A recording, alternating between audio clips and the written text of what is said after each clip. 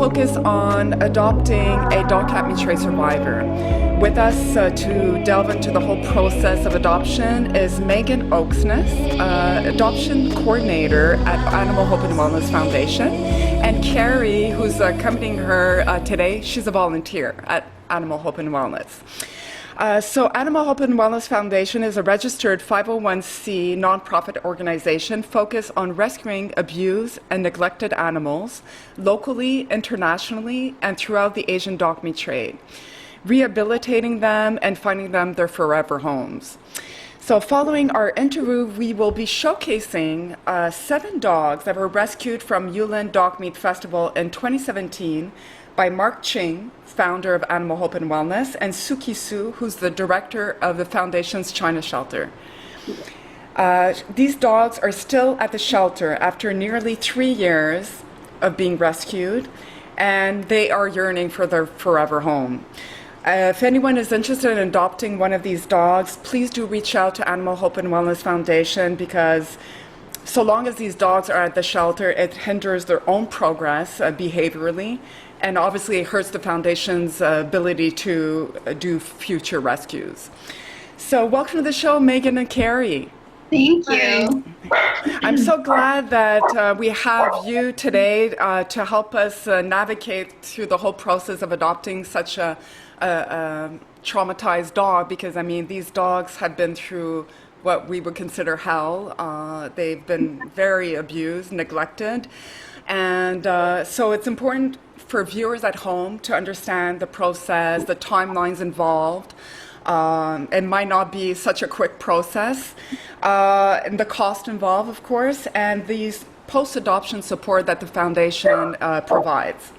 So we obviously want to encourage adoptions because it's imperative to the foundation's ability to do future rescues, both locally and internationally. So before we go into the gist of our topic today, I just would like to hear from you, Meggan. We'll start with you. When did you first hear about the dog cat meat trade? So I first heard about it. I was going to a gym, and at the time there was somebody else who went to the same gym, and she worked for BuzzFeed at the time. And so she did a piece on Animal Hope and Wellness Foundation and the dog meat trade. And that's when I first learned about the organization. And so I ended up going in and visiting and fully understanding, even though at that time I heard about it, I didn't fully realize that they tortured the dogs and that. So, learning about that, I really wanted to be a service and help, and so I started volunteering at the organization. And how did you, Meggan, how did you first become involved with Animal Hope and Wellness? So after hearing about the dog meat trade and that from the person that I went to the gym with, I just really wanted to help. I wanted to see the dogs for myself, and I wanted to learn if this was actually a real thing. So I started going into the foundation, the rescue part, and walking dogs and taking them to vets and learning more about the torture and seeing videos and stuff. And I just felt like it became my passion, and it was something that I really wanted to help with, educate people and find the dog's perfect homes and that kind of stuff. So. And obviously you have a talent for that, because they eventually hired you as their adoption coordinator. So I guess you had a lot of success finding the best fit, because it's often a question of fit, like the chemistry has to be there, the lifestyle, the proper lifestyle for each dog. Right. And if I can ask you, Kerry, and I will correct myself because you're not just a volunteer, you're actually an event coordinator for Animal Hope and Wellness Foundation. So my apologies to you, Kerry. When did you first hear about the dog cat meat trade?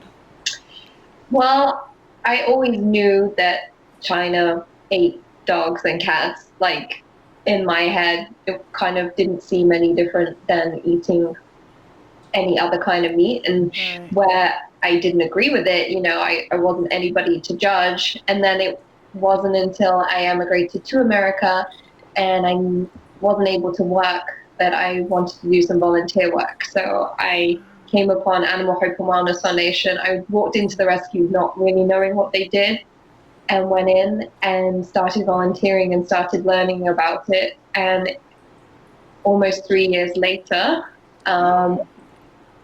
here I am, helping an amazing cause. So it changed the course of your life, really. In more ways than you could ever imagine, yeah. Wow. And if you wouldn't mind me asking, where did you migrate from? The UK. The UK, okay. Yes, I detected a little British accent there. And the UK is actually a big country for dog-cat meat trade. I mean, there's a lot of activists, foundations, organizations trying to fight the dog meat trade. But you had never heard about it when you were in the UK. I had no idea. It just wasn't something I was ever involved in until I came to America. So it really was a huge eye-opener, a huge lessons, and absolutely opened my eyes and amazing. Well, for me, in many ways, Marc Ching was responsible for my education into the dog meat trade. I first heard about it through Lisa Vanderpump, because you know, I have a guilty pleasure. I watch the housewife shows, and I have to credit her because she's done a lot, you know, like to shine a spotlight. She had a lot of people that would otherwise never have known about this cause, because they're not animal lovers per se. They're not like into the rescue world. And so for that, we owe her a lot. But shortly thereafter, I discovered Marc Ching, his videos on YouTube, and it was extremely traumatizing, like it was for all of us, I suppose. You know, the graphic images and the fact that this is going on in this day and age, it's really hard to understand how anyone could be so heartless, you know, and so cruel to an animal. So it's really the torture aspect that got to me. Because like you, I often, you know, I had heard about dog meat, being consumed in China in the past, but I always assumed it was the same kind of meat process as regular conventional meat. But then I was not aware of all the cruelty that surrounds the trade. So now we can get into the nick of what we want to talk about today, and that is adoptions. And so for me and for viewers at home, we want to obviously encourage them to adopt such a dog. These dogs, like I said at the beginning, they've been traumatized. So a lot of people might have hesitations. They're not sure about, you know, what's involved, how they go about doing it. So if you wouldn't mind, Meggan, walking us through the initial steps, like let's say I wanted to adopt such a dog. What would I do? Do I go on the Animal Hope and Wellness Foundation website, or are the dogs featured there? Yeah, so we have a page on our website that says dogs available.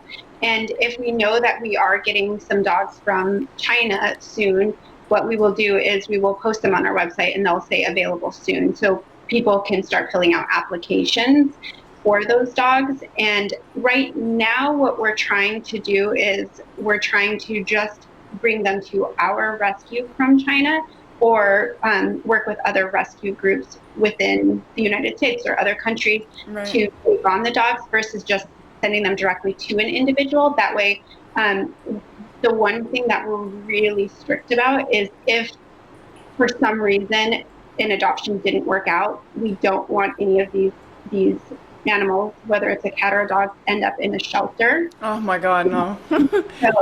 So we're pretty strict on how we adopt them out if they're coming directly from China. What we're doing right now is we're trying to have them come to our foundation.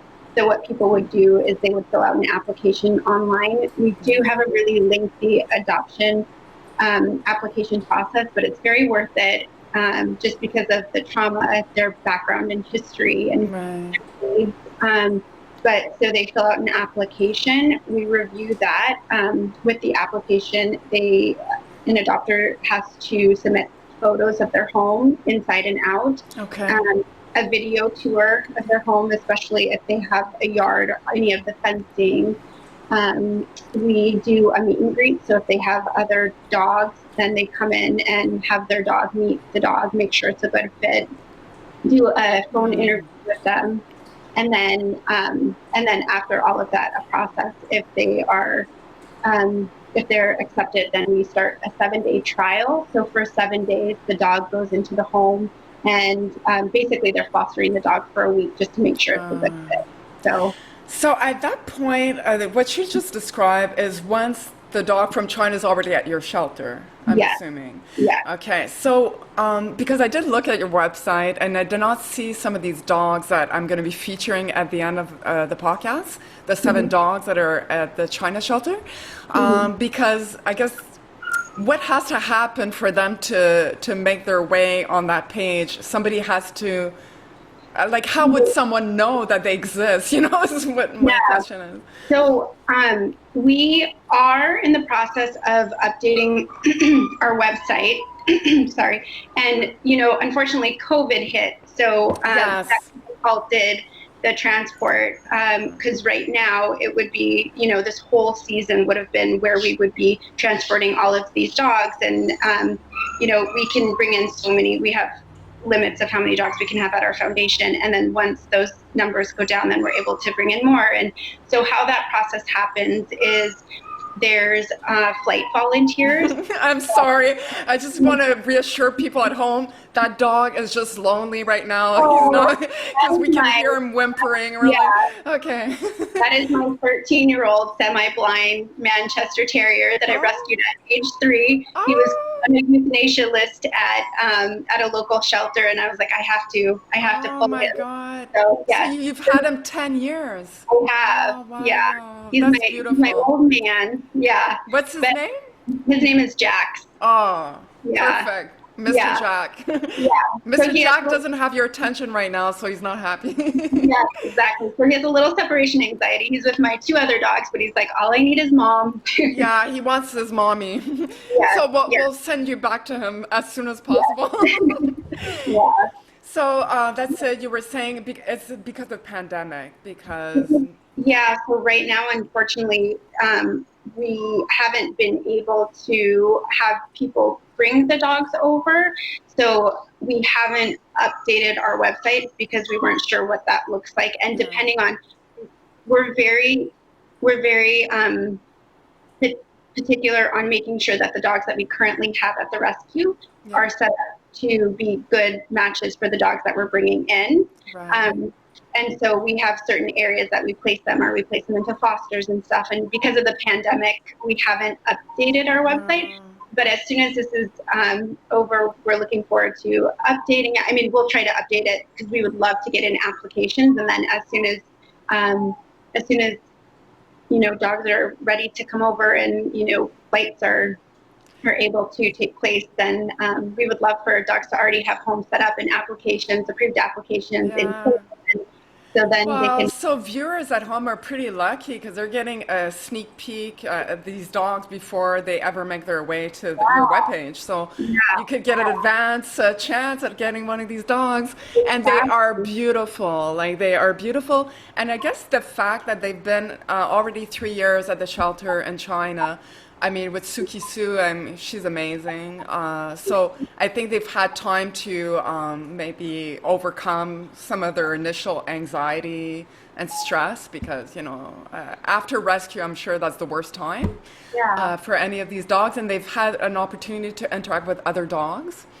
So I guess you're going to get the best possible dog, right? Definitely. Able to integrate a family and fit right in. We're really blessed to have Suki. She unfortunately sees a lot of the worst things, and Marc, but she's there all the time and sees a lot of really horrible things. And so for the dogs to end up coming here and finding those homes, I talk to Suki a lot, and I send her tons of pictures of dogs that have been adopted or dogs that are on trials, and because it's really important for her to see that all of her hard work what the ending looks like, you know? Yeah, she needs that optimism because if not, like we'd all give up. Like it's very Yeah. harsh, especially when you're confronted with the cruelty head on. You need to balance it out, Yeah. or else you'll burn out, I would assume. And we definitely, we do get pretty great dogs when they come here. They're still, you know, they're coming from China, and so they're coming still to a new environment, and so there's a decompression stage, and then going into a home.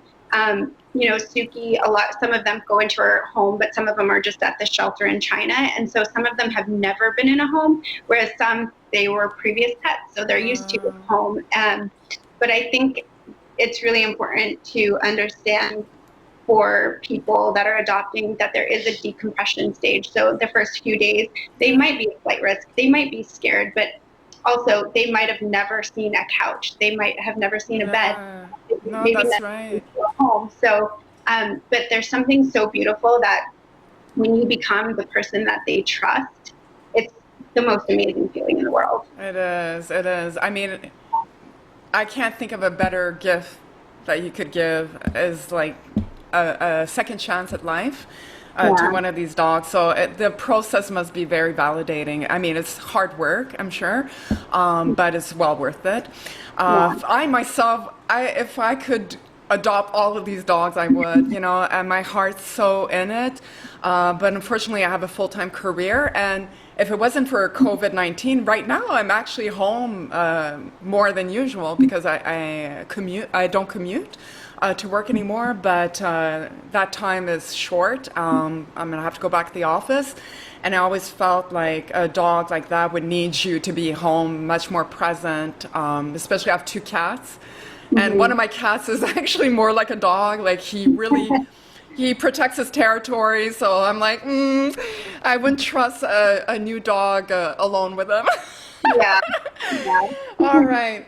I was curious if we could talk about the reason why, and we did talk about it because I had a podcast with Suki Su and Dr. 𝐀𝐝𝐵 in China when she was visiting the shelter, and we did touch upon it, but I think it's important for people over here to understand why it's imperative that these dogs be adopted to countries like the US, the UK, Europe, and not China necessarily, because although some adoptions are possible, obviously, within China, but the fact that it has no animal protection laws in that country, the fact that the dog meat trade is almost entirely made up of dogs that were stolen pets and strays, it would make it very risky for a dog that has been so traumatized to stay in China and risk maybe being kidnapped or dog napped, I should say, maybe.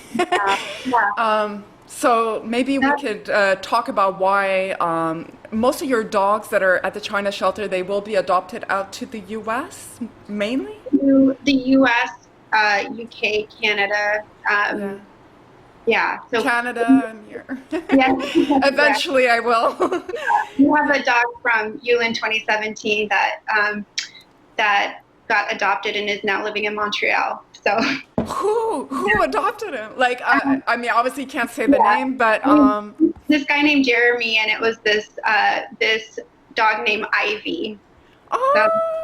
Ivy. Yeah, he flew down, came to California. Is it possible that 𝐿𝐴𝐻, you must know Sheena, right? She's a good friend of the foundation. Is it one of her dogs that she showcased? I think there was a dog named Ivy, a little black dog. No, this one. Okay. No, this one is a bigger dog. Okay. Different dog. I know who you're talking about. Different dog. Yeah, you know which one. I think maybe it was from South Korea, Ivy. Yeah. Okay. Well, that's great news. Yeah.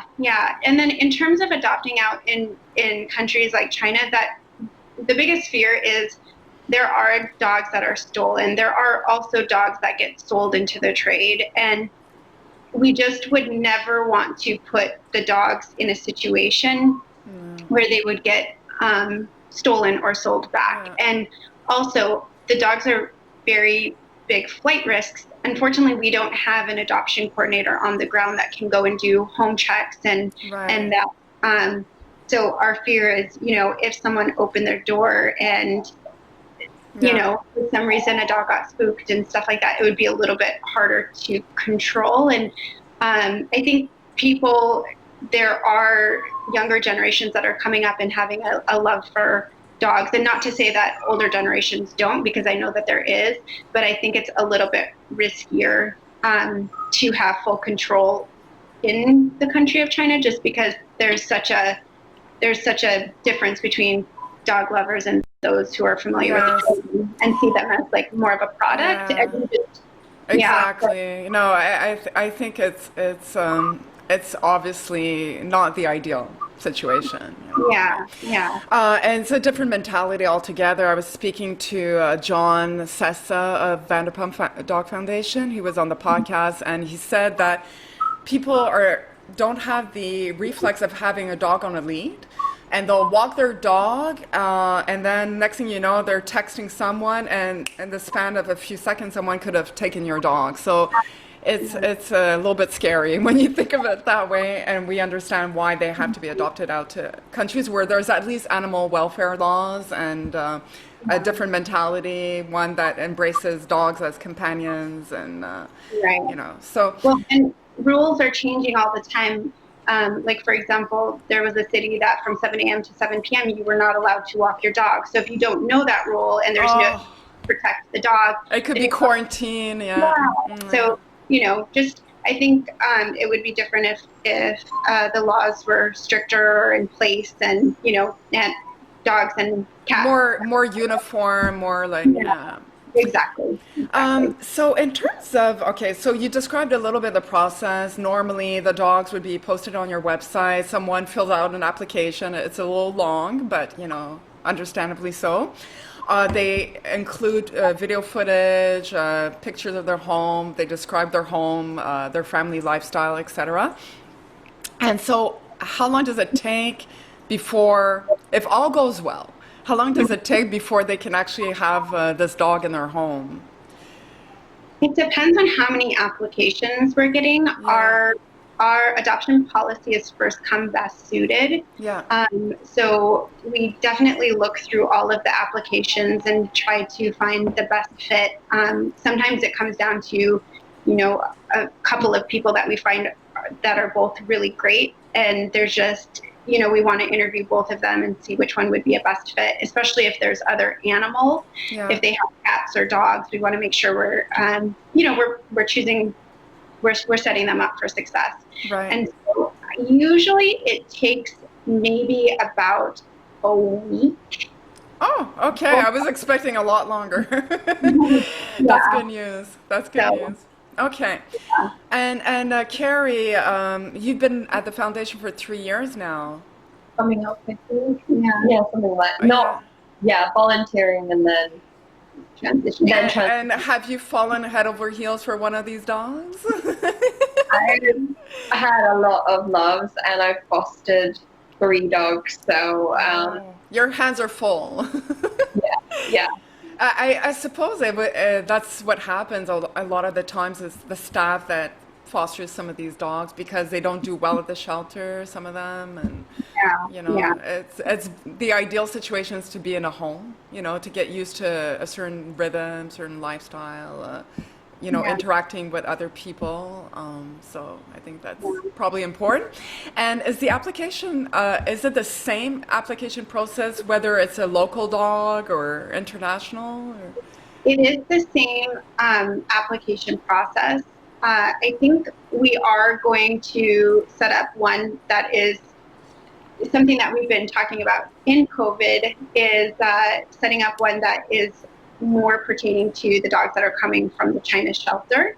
Some different questions, because right now we're getting, I think because of Yulin, and you know, every year more and more people are becoming educated about the festival and reach out. And it's an amazing opportunity to explain to people it's not just a week, or you know, this festival that happens 365 days a year. And they're learning that fact that they didn't know, because it's really interesting how so many people think it's just once a year there's a festival and then everybody goes back to their lives. That's the biggest disconnect that that I personally hear. So I think, Yeah, a lot of people, they assume it's a once a year festival. And, yeah, that's what I thought at the beginning. I heard about Yulin and I was like, oh my God, this is horrific. But thank God it's only once a year. But yeah, then you quickly find out that no, this is a 365, 66 days, maybe a year deal. And it's pretty bad. It's not just China also. I mean, most people at home that are watching the podcast know, but it's South Korea, it's Vietnam, it's Cambodia, it used to be Thailand to a great degree, but that trade has been pretty much eradicated, thankfully.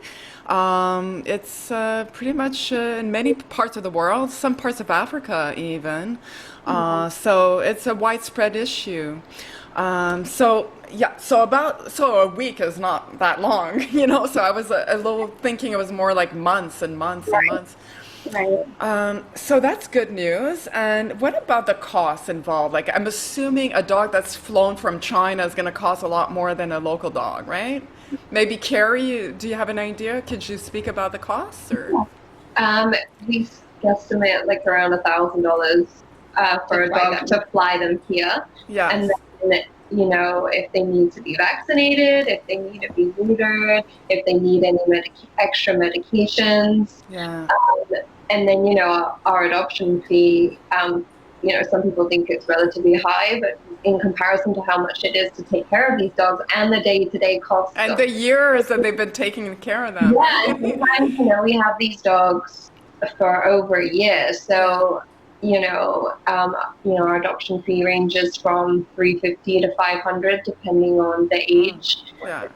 I don't think that's steep, Yeah. considering, But so okay, so about like let's say we'll round it out to about 1,500 is what you're looking at.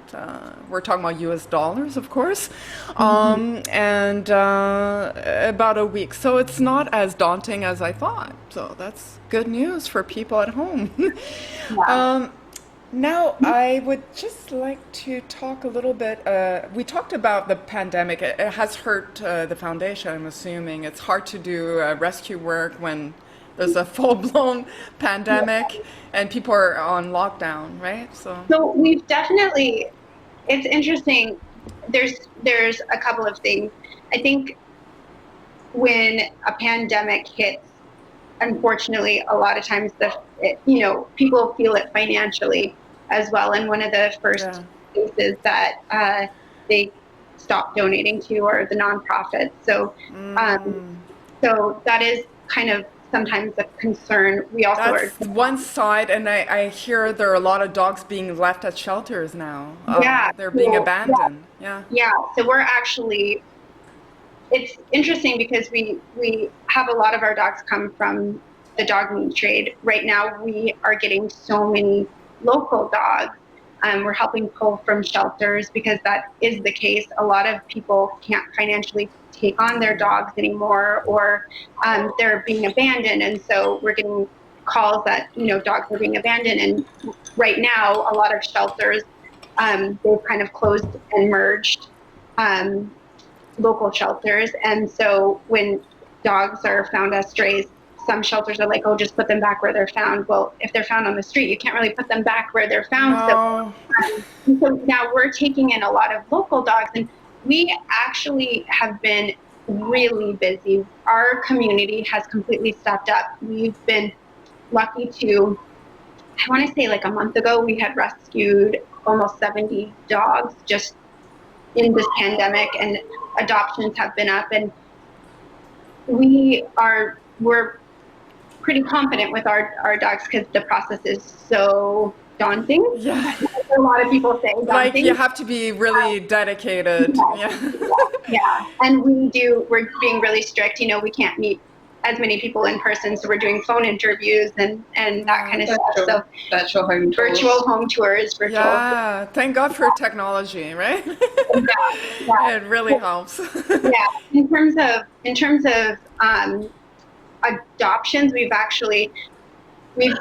been able to put a lot of dogs in really amazing homes and a lot of dogs in foster, which allows us to help local dogs in need as well.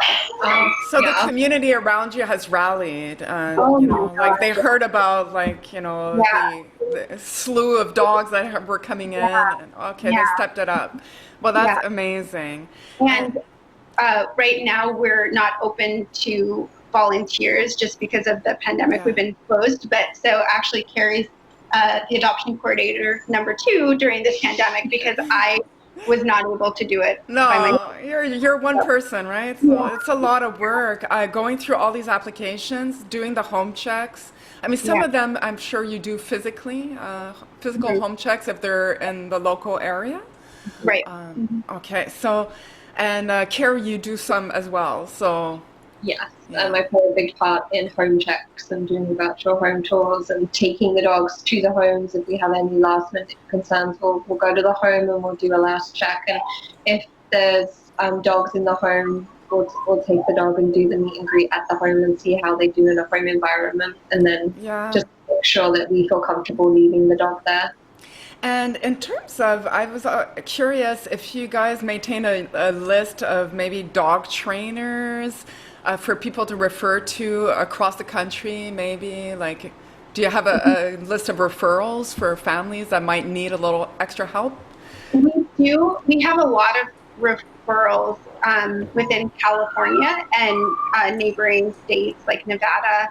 Other places, what we do is we do have a lot of contacts at rescues, and so we will contact rescues or vets in the area because we have a lot of dogs that we help cross country. So vets in those areas will ask them for recommendations Okay. for anywhere that, because we do have referrals in a lot of places, but not everywhere. But we know a lot of doctors that can help if needed. So if someone, So that's kind of the post-adoption support that you provide. I mean, someone can call you up and say, "Listen, I'm having this problem," and you're there to help and guide them, and yeah, so they're not like all abandoned by themselves trying to figure it out. You obviously have a great interest in these dogs, and you want to make sure it's successful. So right. So we have, I think, what sets us apart from a lot of other. You know, if you went to the shelter and adopted a dog, but we have a community. We have a Facebook alumni group that different adopters can speak to one another if they're having like an issue or if they're having a concern. They can reach out to other. What's the name of the Facebook group? It's the alumni of Animal Hope and Wellness Foundation. Oh, okay. I didn't know about that one. I know friends of Marc Ching and the Animals Hope and Wellness Foundation. I think that's what it's called. You know, the popular one, I guess. Yeah. So this one's like a closed group. Actually, I think Sheena is the one who started it, but it's a closed group. And so just, you know, if people have questions, like for example, there's a couple of dogs, or there's some dogs from China that have survived distemper that no longer have it, that have, you know, had it at one point, but there's some neurological effects. And we have a couple of adopters whose dog have had seizures, and they're able to discuss that, you know, amongst each other and see what helps. And we have alumni events. So if you're local, or we have some adopters even in Nevada that will come to alumni events. So pre-COVID, we would have them once a month or once every other month. If, you know, in the circumstance that a dog were to ever escape, we have a search and rescue team. We have a policy that if a dog ever needs to be rehomed, they can always come back to the foundation, or will, if it's something that we aren't equipped to deal with at the foundation, we have a trainer that can help us and take on the dog until they're ready to come back to the foundation, which doesn't happen that often. But but that's good that you have all these safety checks in place, and you know, and Plan B. And it's really amazing because so many adopters have become friends, because I think we offer a really great support network. So it's nice. You become part of a family in many ways. Yeah, Yeah, so exactly. it's great. Exactly. And I guess we're going to wrap things up, but I was wondering if you have a rescue story that stands out in your mind. I guess we're going to focus today on the theme of the podcast, which is dog cat meat tray survivors. You've been at the foundation for many years. You must have maybe one story that you can share with us about a special rescue story. Yeah. There are many of them. Okay, you each have one. Okay, so we're going to hear from Kerry next. Okay. So the one that there was a couple, there was a group of 30 dogs that came in that were all from Yulin 2017.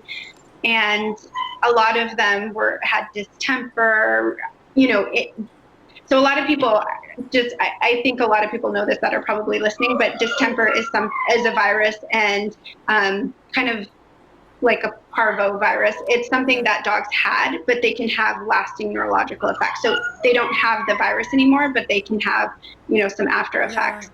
Yeah. But there was a dog that had a tremor from surviving distemper, and she was so sweet, and her little eyes don't quite work right because of neurological effects. A little cross-eyed. Yeah, and she would always walk she looked like she had to go to the bathroom, but it was just the way she walked.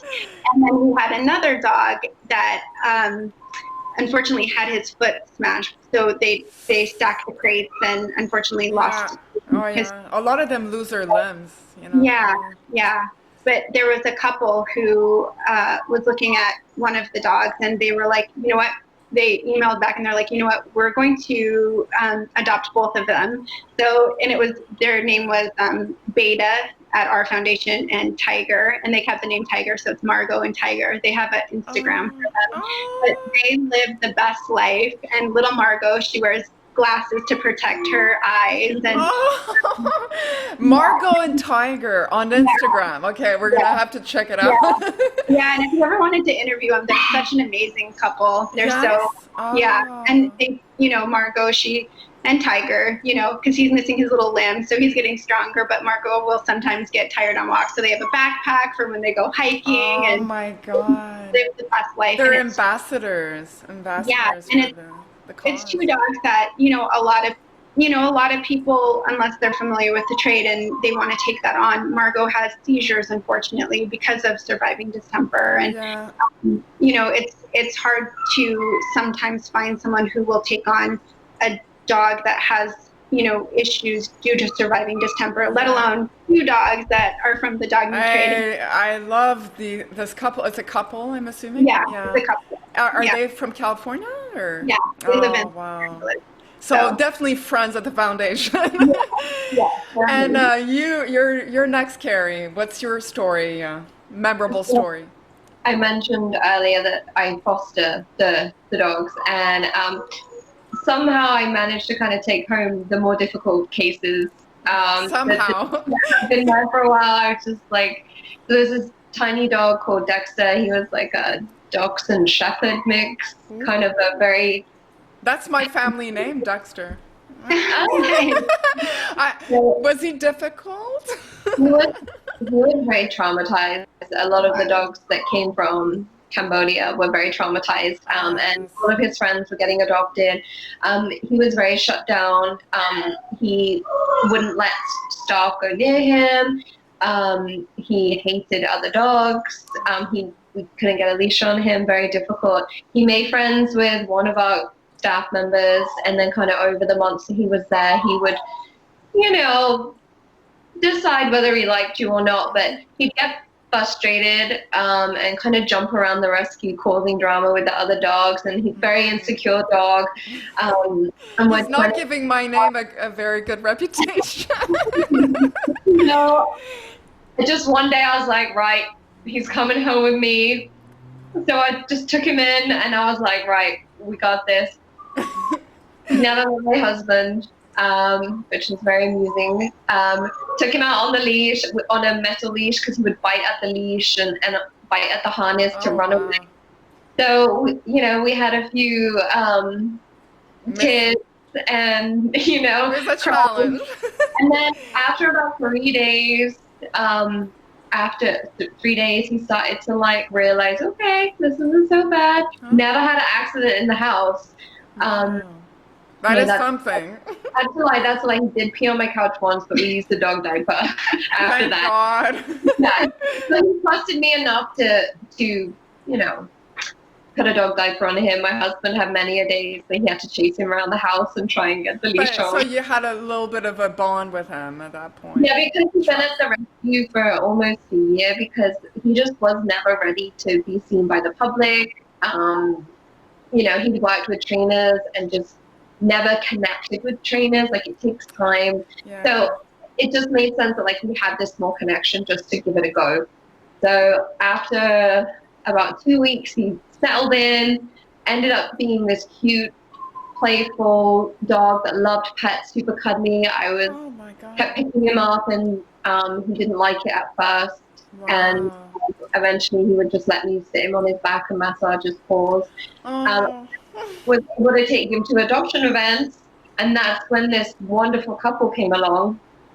And I'd had him about 6 months, and I was like, I don't know if this dog is ever going to be adoptable. It's going to have to take a really special person. Yeah, like maybe he just got used to you and like... Oh, yeah. We were very connected. And, he still had anxiety every single day going out on a leash. Like, he still had a lot of work to do, so it was finding somebody that could take that on. And then this wonderful couple one day came to one of my adoption events and was like, yeah, we'll take him. And we took him to his house, and I gave them I wrote a whole 2-page manual on Dexter. Well, you had all the data, right? Yeah, and I was like, just keep the leash on for a couple of days. And they took the leash off within like a day, and they were like, I can't get it back on him. And I was like, well, you're gonna have to like sneak it on him. And the clever woman stuck the leash under her sleeve and went to pet him and clipped it on, and that was it. And I was like, well, a week later, smart lady. Life, but he was one of the most challenging. Like, he made me grow as a person, like learning to deal with. And patience is a virtue, right? Yeah, he taught me a lot. I will never forget him because of how much he taught me. It must be hard to give them up, you understand your role as a foster family, but it's I know Sheena has foster fails. Like, she admits that, it's like, it's just impossible. You can't give him up, her little dog, I have my other dog in the room.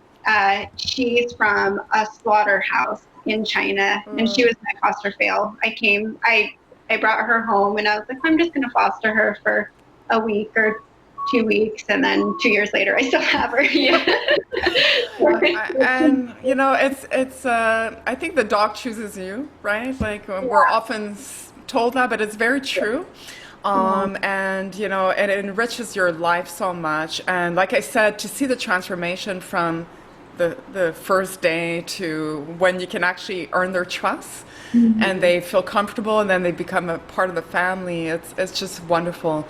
And so we'll hope that people at home will be encouraged by our talk today.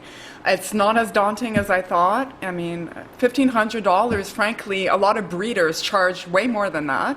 And the dogs are, there's no guarantee that the dog's going to be perfect health, either. So $1,500 to give a second chance at life to one of these dogs is certainly worth it. And we're going to put the links to the foundation, obviously. If anyone, after seeing the 7 dogs we're going to be showcasing, if anyone wants to reach out, and we'll have the names of the dogs, they can put their name on the list, and as soon as it's possible for these dogs to be flown to the California shelter, then they can begin the process, right? Yeah. So I just wanted to say, so it costs us about anywhere from $1,000 to $1,500 to bring them here. Our adoption fee for overseas is $450. Okay, so it's more like $2,000. Okay. No. We just charge people $450. Or if they're under a year, $500. So, and then oh my God, are you kidding me? Yeah, if people want to make a donation, then they can. And please make a donation. Please. A lot of adopters do. So we do.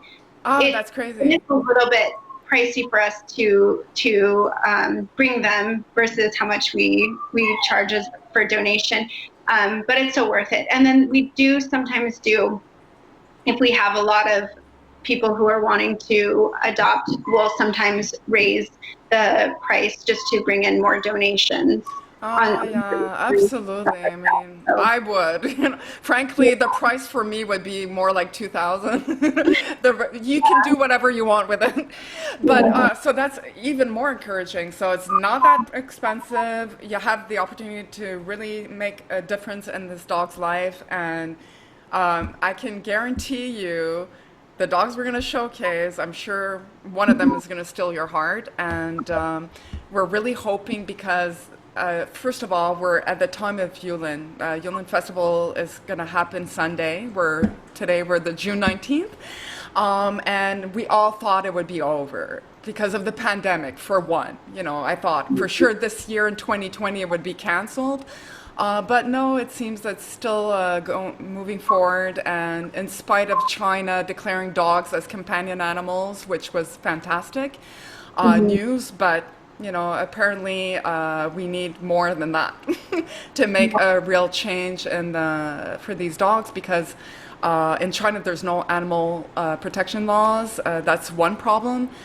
So anyone can do whatever they want to their dogs. They're considered property, right? So, so yeah, it's especially at this time of year, we're a lot more emotional. I know I'm more emotional than ever. And if one of you, one of the viewers at home is inspired by our talk today, please do reach out to Animal Hope and Wellness Foundation because they are an amazing foundation. They do so much good work, and you can really enrich your own life and make a difference in a dog's life. So, so it's all good. It's a win-win. Yeah, and I wanted to add, even with COVID-19, even if we're not sure exactly when the dogs are going to come, if someone sees a dog and they're very interested in them, we can take applications now and hold them for when the dog is able to make their flight here. All right, so you heard it from Meggan, like get the application in, please. Okay, well, thank you so much, Kerry and Meggan. You've been wonderful. Thank you for your time. You've been extremely generous, and I wish you a wonderful weekend. And we'll be in touch soon, I hope, with my own application. Okay, take care. Bye-bye.